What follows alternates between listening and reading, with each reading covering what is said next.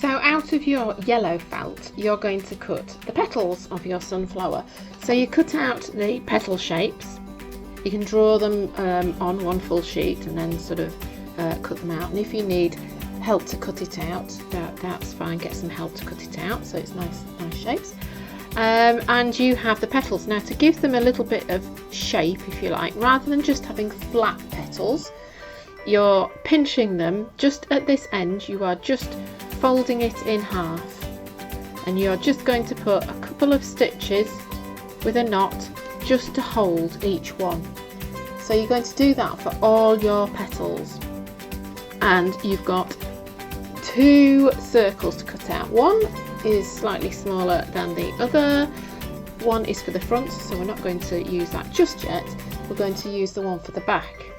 So you cut out your shape, and then what you're going to do with your cotton is to sew your shapes onto the cotton. Now, don't worry, you don't want to see the sewing on the yellow, so you're using yellow thread, but don't worry, because this part is going to be the back of the flower, so you're not going to see it. It's going to be on the back of the bag, on the front of the bag, so you are not going to see the back at all. So get your needle threaded, and with a yellow thread, and we're just using one strand. So in your threads, it's actually got 6 strands, so you just gently pull sort of one length of the yellow strand from the thread. Again, if you need help, get help to do it. Thread up your needle, and then once you've just sewn all these, you only need a couple of stitches just at the top, just hold it, and then what you do is you sort of flatten it so that part, the stitch part, is sort of going flatter, and that's the bit that you're going to put a few stitches through to attach it to the back black piece. So you can see it's not neat, you know, it doesn't have to be, it's on the back, you're not going to see it, but it's making sure that those petals are secure. I've got one more left to do on there. When you've finished doing all your petals, what you will do eventually is that top bit will go on there, but not yet. So you've done your flower part. The next bit is to do the stalk, and again, I'll kind of like things that have got a little bit of shape rather than something that is flat. So cut out your leaf shapes out of your green from the bottom, as it just tells you in the directions. So you've got your leaf shapes cut out, and then the rest of the length, what you have left, is going to be your sunflower stalk. So to get this 3D shape, what you're going to do is you're going to roll it. So can you see? Well, let me get that there, right. So you're going to roll it, and you're going to stitch along the seam. So you're going to put a little knot in your thread, and actually what you can do, if you prefer, you can sort of do it on a slight slant. Okay, and you can just sort of hold it as you go. It's okay. If mum has some pins or you have some pins, that's absolutely fine. And then go through the end so your knot is inside. Go over that a couple of times. If you struggle keeping the thread on your needle, once you've got it threaded, just tie a little knot near the eye of the needle, and then that will keep it on a little bit better. You get used to it. You just sort of almost sort of have it in the sort of the crook of your thumb like this, so that you don't pull it off every time. So it's just catching a little bit of the roll and then a little bit of the bit that is overlapping, and you pull it through. So you're going to go all the way along this stalk to do that. Okay, so you end up with a nice 3D stalk. Okay, so that's that. With your leaves, you can again, we're just using one thread out of the 6 there. You can just do some patterns, just use a little running stitch in and out, just to make the veins of the leaf. Do you know how you see them? So you can do one central one and then a few, or you can leave it, that's entirely up to you. When you come to attach these to the bag, you're sort of going to roll it. I would attach your stalk first and then you can add the leaves in. Your position of the stalk is probably the most important, because you put your stalk on first and then we can add the sunflower. So have a bit of a play before you position it, and make sure, as long as the petals sort of cover it up, it doesn't actually have to be like that. It can be, you know, so that you move it up so that just the petals cover it, so that you've got a really nice full bag then.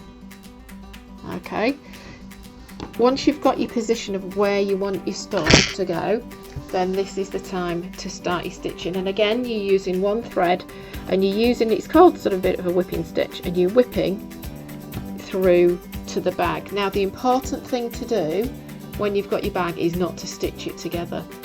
So what you could do is, inside your bag you could just put a piece of cardboard. So if you've got a piece of recycling cardboard, as long as it's clean, then you can just tuck it inside, and then you're less likely, because you'll feel that you've come through to that. You are going to be working quite a bit with your hand inside as well, so you've got to be really careful, making sure that you sort of know where your needle's going, and you can sort of feel it underneath. You might even have to sort of pinch the bag, if you like, to hold the stalk. Okay, so that and your cardboard should make sure, hopefully, that you don't stitch it to the front. If you do, just carefully snip it and you know, begin again. So you're doing a whipping stitch. Now the good thing with this, making it a roll, is that once, you're not going to see it, because when you've done your whipping stitch, you can actually just sort of roll it on top of that stitching, so you can't see it. So what I did was I stitched my stem on first in a sort of curved shape.